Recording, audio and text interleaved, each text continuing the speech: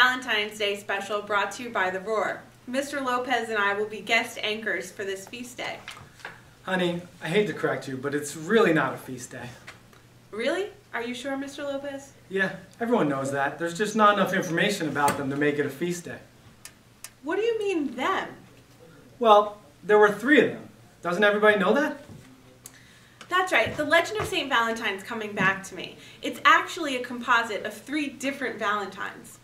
Well, even though it's not a feast day, I think we can still learn from their message of sacrifice, selflessness, and unconditional love. Does that sound like anyone you know, Ann?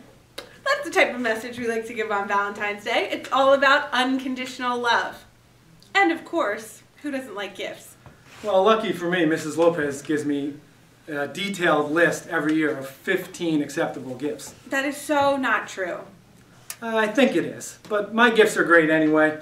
I guarantee I do much better than most of the male faculty here. Let's see what their do's and don'ts are for this very important day. Nothing specific, but I would advise to be thoughtful and remember what the day is about, love and kindness. Don't forget to get one for your mom, and don't worry about your girlfriend. Okay. All right? Advice for Valentine's Day. Always get the girls something, even if they say they don't want anything. Ask Mrs. Lopez if you need advice. And worst comes to worst, see if you go on a date with Mr. D. Toronto. He's dreaming. Don't wait until the last minute. Plan out your Valentine's Day accordingly, and be sure to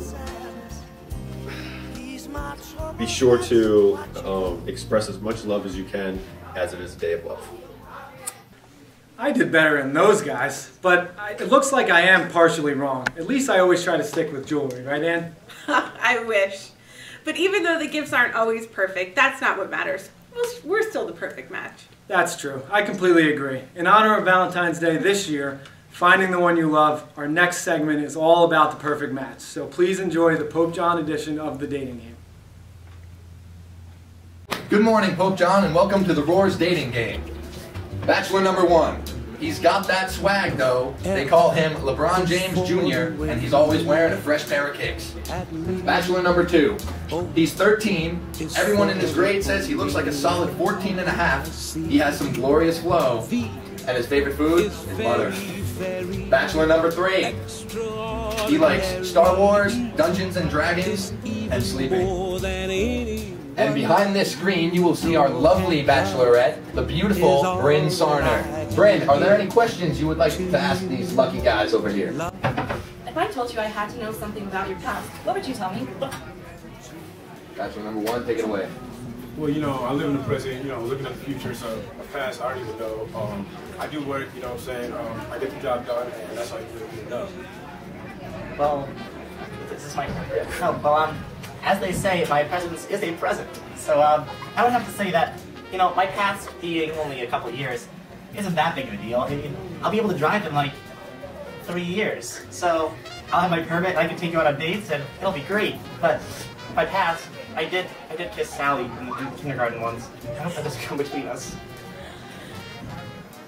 I don't know what to do, I'm sorry.